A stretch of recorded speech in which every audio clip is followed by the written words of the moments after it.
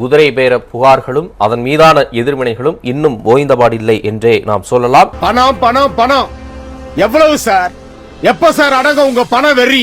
தெரியல கதை தெரியல. இன்றைக்கும் ஆளுநரிடம் திமுக தரப்பில் இருந்து குதிரை பேர புகார் ஒன்று கொடுக்கப்பட்டிருக்கிறது. தாவேக்காவோட ஆட்சி ஒரு குதிரை பேர ஆட்சி, சோஃபா மாடல் ஆட்சின்னு விஜய் முதலமைச்சர் ஆவதற்கு முன்னாடி இருந்தே விமர்சனங்கள் வர ஆரம்பிச்சிருச்சு. No problem, is brand. முதலா குதிரை பேரம் நடந்ததை போட்டு உடைச்சவர் அமமுக கட்சி தலைவர் டிடிவி தினகரன். எல்லாத்தையுமே என்னுடைய ஒப்புதலுடன் கொடுக்கிறாருன்னா அதுக்கு என்ன அத்தாச்சு? என்ன மறந்து பாக்குறாங்க, பயமுத்தி பாக்குறாங்க. அதாவது உங்க ஒப்புதலோட கொடுத்தான்னு சொன்னா நான் பயப்படுவேன். அடுத்து உடைச்சது இப்ப நம்ம தாவேக்கா போர்வாளா இருக்கிற வைகோ. 2 எம்எல்ஏக்களும் அவர்கள் ராஜினாமா செய்தால் இடைத்தேர்தல் வரும். அப்படி ஒரு இடைத்தேர்தல் வந்தால் நானே உங்களுக்கு ஆதரவா பிரச்சாரம் செய்வேன் அவர் சொன்னார். நேற்று எம்ஆர் விஜயபாஸ்கர் விஜய் தலைமையிலான அரசு அவங்க எங்ககிட்ட அப்ரோச் பண்ணாங்க. தூய சக்தி தூயவர்கள் இளநீ உருவுற மாதிரி மத்த கட்சியில இருந்து எம்எல்ஏக்களை உருவிதான் ஆட்சி நடத்துறாங்கன்னு மக்கள் உணர தொடங்கிட்டாங்க. ஒவ்வொரு இளநியா கயிறு கட்டி எதிர்த்த கடைக்கு அமுச்சு விட்டுருவாரு. அவர் பெரிய கடைக்காரர். இன்னைக்கு அந்த வேலையை இந்த தாவேக அரசு செஞ்சிட்டு இருக்கு. ஐயா என்னன்னு கேட்கிறாரோ எல்லாத்தையும் பார்சல் பண்ணி கொடுறா.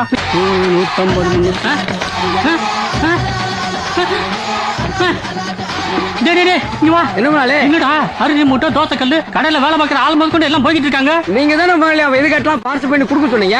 எல்லாத்தையும் கேட்டா கொடுத்துட்டேன். என்னடா மாவாட்டி இருந்தா எப்படி போறான்? அது அவனே சொல்லுவான். பஞ்சாயத்தடா முடிச்சு நமக்காக அம்பட்டு போலும் பிள்ளை குட்டியோட வெயில்ல காத்து கிடக்குறாங்களே.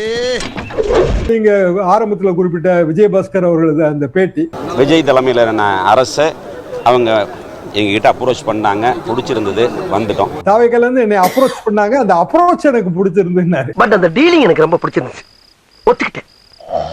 அப்புறம் இன்னொரு விஜயபாஸ்கர், அவனை பத்தி பேசாதீங்க போலீஸ்கார். ஏண்டா அவன் என்ன பண்ண தெரியுமா? எல்லாம் அப்படியே உட்கார்ந்து ஒரு செல்ஃபி எடுங்க, ஃப்ரீயா இருக்காம ஒரு செல்ஃபி எடுங்க, அப்படி அடிச்சு விடுங்க.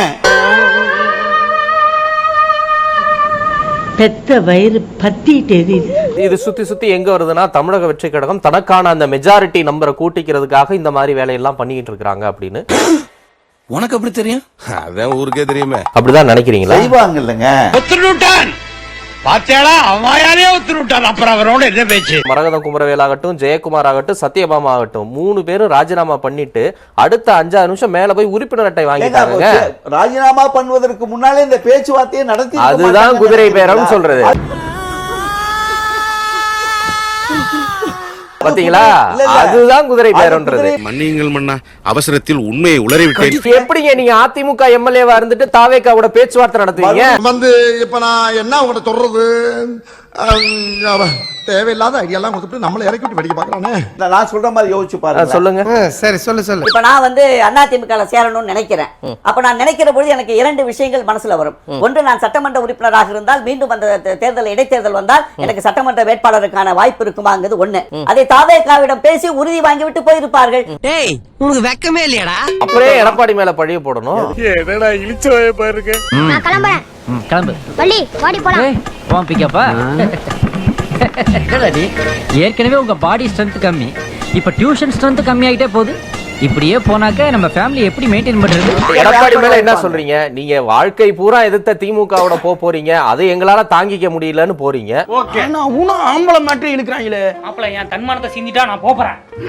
இவனுக்கெல்லாம் தன்மானமா? நானும் போறேன் மாப்பிள்ள. இவனுக்கு இருந்திருக்கு பாருங்களேன். அப்போ வாழ்க்கை பூரா தீர்ந்து போன சக்தி, ஊழல் சக்தின்னு வாழ்க்கை பூரா இல்ல 2 வருஷமா சொல்லக்கூடிய தாவேகா கிட்ட போகும்போது மட்டும் அதிமுக ரத்தம் கொதிக்காதா? என்ன கேட்டா? உங்களை கேட்க முடியாது, நீங்க அதிமுகவுக்கு சொல்றேன். ஏன் சிரிக்கிறீங்க சூர்யா? சிரிப்பு தான் உங்களை பார்த்தா வருது, உங்களை பேசினாலே சிரிப்பு. 40-30 எம்எல்ஏ வச்சிருக்க அதிமுகவுக்கு எம்எல்ஏ 2-3 எம்எல்ஏ ஓடுறாருன்னா, எம்எல்ஏவே 2-3 வச்சிருக்க கட்சியெல்லாம் என்ன செய்யும்? கட்சியே ஓடிருச்சு. பாவங்க, அவர் ரொம்ப பெரிய மனுஷன் வைகோ. எப்படிதான் கெஞ்சுவாரு? முதலமைச்சரே பிரச்சாரத்துக்கு வரேன்னு சொல்றாரு, ஜெயிக்க வச்சிடறேன்னு சொல்றாரு, எல்லா செட்டில்மெண்ட்டும் பண்ணிடுறேங்கிறாரு. உனக்கு என்னையா பிரச்சனை? ராஜினாமா பண்ண முடியாதுன்னு முதல்லயே சொல்ல வேண்டியதானே? சோஃபாவை வாங்கிய பிறகுதான் சொல்வீர்களா? கொடுத்த சோஃபாவை திருப்பி கேட்டு ஓலை அனுப்பியுள்ளார். திரு விஜய் அவர்கள் கல்லாப்பெட்டி கூட்டணின்னு சொன்னார்ல, அப்ப அந்த கல்லாப்பெட்டி கூட்டணியோட இவர் எப்படி கூட இருக்க முடியும்? கல்லாப்பெட்டி கூட்டணின்றது ஒட்டுமொத்த கட்சியை சொல்றது சார். இது இங்க வர்றது தனி நபர்கள் சார். அட மூதேவி ரெண்டு ஒண்ணுதான்டா. அதே ஊழல்வாதிகள்னு சொன்ன விஜயபாஸ்கர் தானே இன்னைக்கு கூட இருக்கிறாங்க 2 பேர். குற்றம் சுமத்தப்பட்ட தலைவரை தவிர நிரூபிக்கப்பட்டால் அவங்க தூக்கி எறிய. அப்படியே விஷயம்.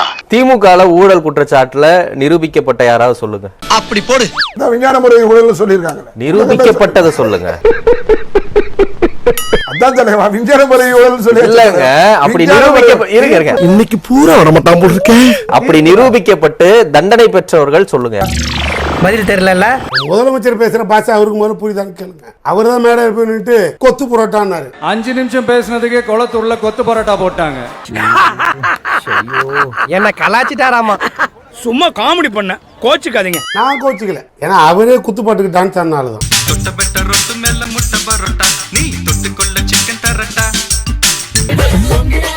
Lungi dance monkey dance ஆடுவீங்களா? அண்ணன் வைகோ குதிச்சாரு.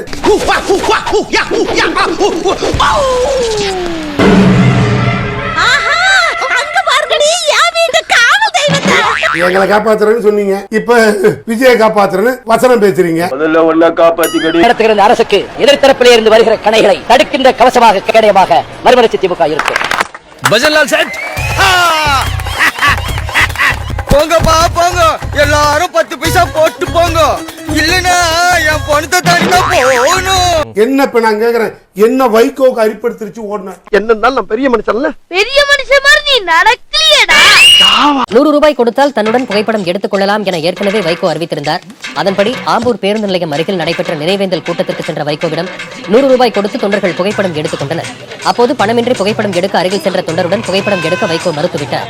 டேய் ஈனங்க பயல, சத்தியம் பண்றா நீலா பெரிய மனுஷன்.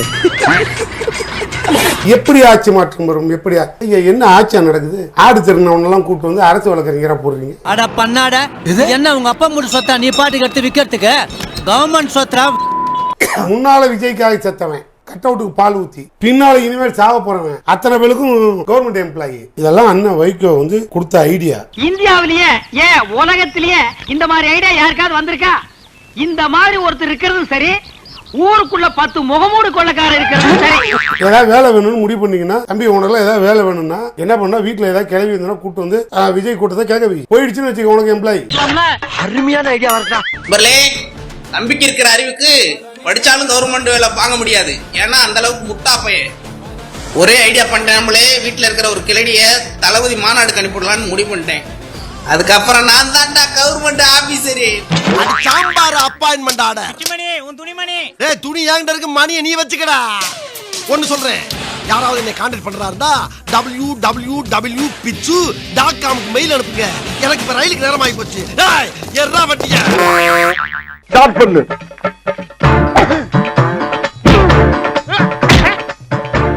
இங்கிட்டு வா.